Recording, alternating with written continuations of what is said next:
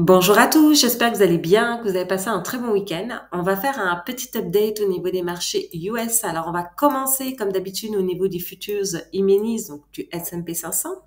Donc, actuellement, on est toujours vraiment dans la force haussière. Donc, comme je disais précédemment, on a encore un petit peu de marge pour aller chercher encore un nouveau plus haut, puisqu'on était toujours vraiment dans une certaine force au niveau du momentum et on n'était pas forcément encore dans l'extreme grid.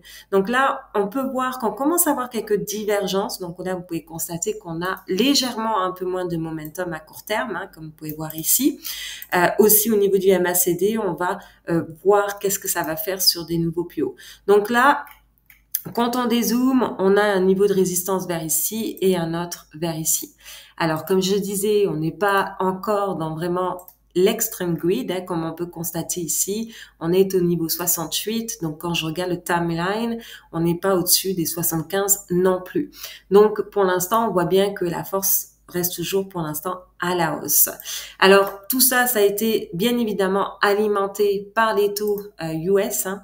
Donc, on a eu une forte baisse au niveau du taux 10 ans, donc avec une anticipation, une pression, une anticipation au niveau de la baisse des taux pour 2024. Donc, tout ça, ça a été largement pricé sur les marchés. Donc là, au niveau des taux US 10 ans, donc le taux de rendement 10 ans, on a la moyenne mobile 200 qui se trouve ici, qui se trouve aussi un petit peu sur le niveau bas de la tendance, hein, comme vous voyez quand je vais sur un plus grand portrait comme ici, le portrait hebdomadaire, on est à un niveau vraiment de support au niveau de la tendance. Donc là, pour l'instant, on est en train de travailler cette zone ici et en parallèle, le S&P 500 peut continuer un petit peu d'aller chercher quelques pourcentages ici à ce moment-là. Donc ensuite, tout va dépendre vraiment de qu'est-ce qui va se passer ici.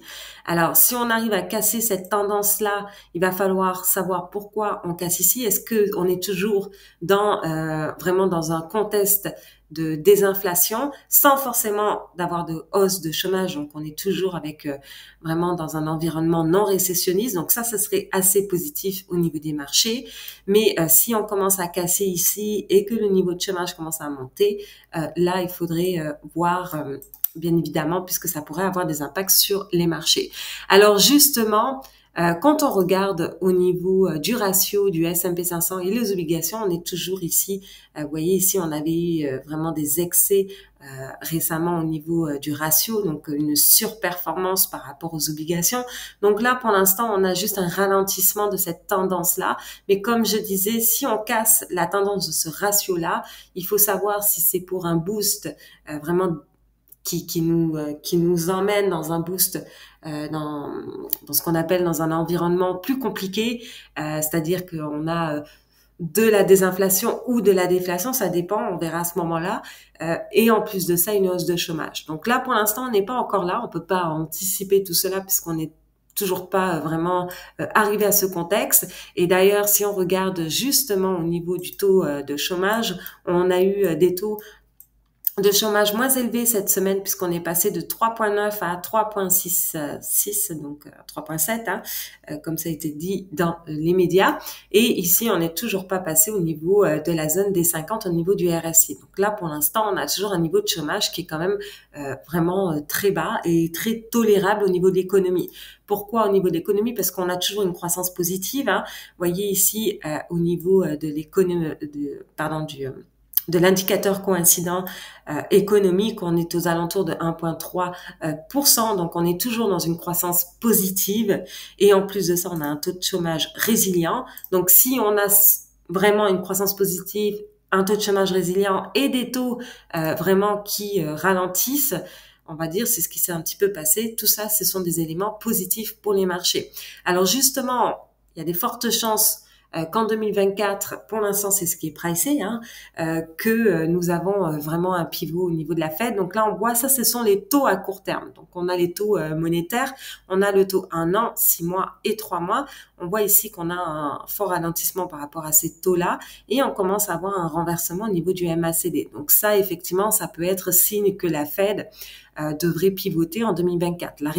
Maintenant, reste à savoir pourquoi elle devrait pivoter. Est-ce que c'est parce que l'inflation vraiment arrive vers un taux cible sans forcément déclencher de chômage, ou est-ce que vraiment, elle va se concentrer sur le marché de l'emploi parce que le chômage augmente, parce que la croissance ralentit plus rapidement que maintenant. Donc voilà, pour l'instant, on n'est toujours pas dans ce genre de contexte-là. On est vraiment genre avec un niveau de croissance bas. On est toujours avec une croissance positive. Donc pour l'instant, les taux, dès qu'ils ralentissent, c'est positif pour les marchés, comme on peut voir ici. Et donc, il va être important de voir à ce niveau-là ici si on a un rebond ou si on arrive à casser cette zone-là. Mais si on la casse avec toujours un niveau de chômage bas, c'est très positif pour les marchés. Par contre, si on commence à casser cette zone et que le niveau de chômage commence à augmenter, ça peut être signe de choses plus compliquées au niveau de l'économie. Donc, au niveau du Nasdaq, d'ailleurs même au niveau du S&P 500, mais j'ai pas pris l'exemple, mais là, on a comme une forme de cup and handle. Cup and handle, c'est vraiment normalement un pattern qui est supposé être aussi un pattern bullish, comme on peut voir. Ça y ressemble fortement. On a la coupe ici. Ensuite, on a vraiment la main ici. Et effectivement, ça ressemble fortement au pattern indiqué ici, qui est un pattern supposé être haussier.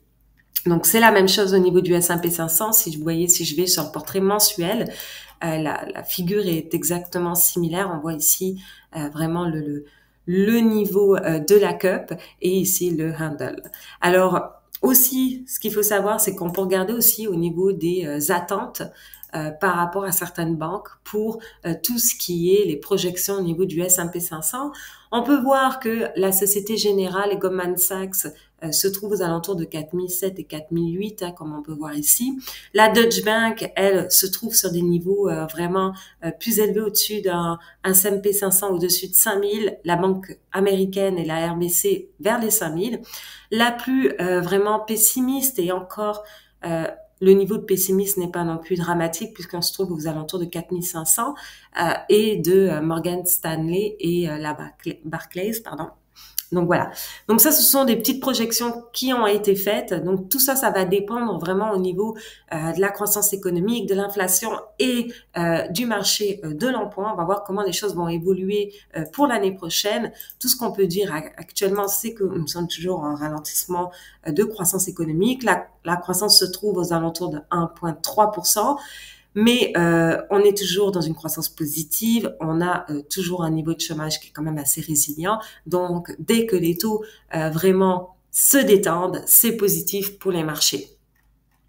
Donc ensuite, on peut regarder une autre chose, c'est au niveau du Bitcoin. Donc le Bitcoin est très sensible à tout ce qui est bien évidemment la liquidité. Donc là, vous avez un graphique de la liquidité nette de la Fed, donc la Banque centrale américaine.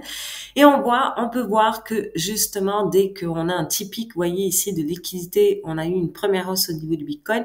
Et là, on a eu un autre pic au niveau de la liquidité. Et donc, le Bitcoin aussi a suivi. Tout ça, c'est normal puisque on a des conditions financières qui sont plus accommodantes, qui se détendent. Et donc, du coup, tout ça, c'est des choses qui sont supposées être positives pour le Bitcoin. Sinon, on peut regarder le Bitcoin individuellement. Donc là, on a eu déjà une forte évolution. Donc, c'est vrai que par rapport au cycle précédent, c'est une évolution du Bitcoin sans forcément revenir en arrière, comme on peut voir.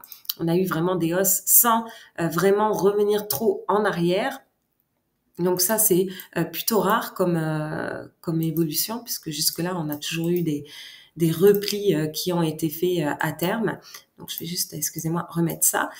Donc là, c'est pareil, le Bitcoin, il y a peut-être un rattrapage à faire par rapport, quand on compare aux indices, hein. Donc un rattrapage pour aller chercher au moins déjà on va aller vers ce niveau-là, déjà vers ce niveau ici, hein, que tout le monde appelle, et ensuite on peut avoir un rattrapage qui est fait, quand je dis un rattrapage, c'est par rapport par exemple aux indices, qui peut aller chercher un niveau encore supérieur. Donc là, pour l'instant, la tendance reste fortement haussière. Les conditions font en sorte que ça soit encore positif, hein, comme une croissance positive, une inflation qui ralentit, des taux qui se détendent. Tout ça, ce sont des éléments assez positifs, sans compter bien évidemment, comme je disais précédemment, le niveau de liquidité aussi qui reste quand même assez haussier, hein, comme vous pouvez voir ici. Hop.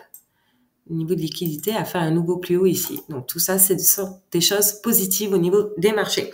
Dernière petite chose aussi, alors ça c'est un petit partage que je voulais faire, ça c'est intéressant.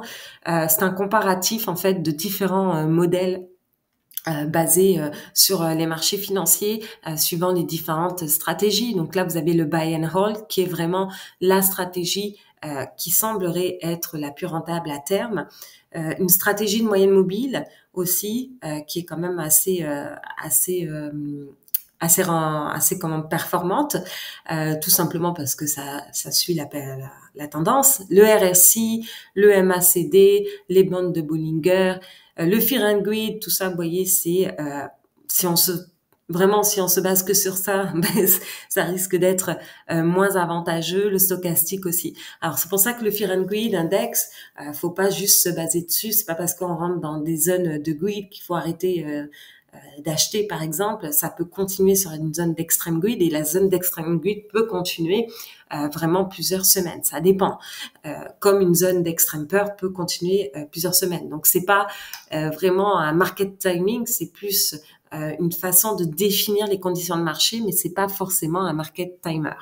Mais là, on peut voir que ça c'est très intéressant, que le buy and hold est vraiment la stratégie la plus solide à ce niveau-là. Donc voilà, donc c'est tout aujourd'hui au niveau du recap. Donc je vous souhaite une très bonne semaine à tous et on se retrouve la prochaine fois.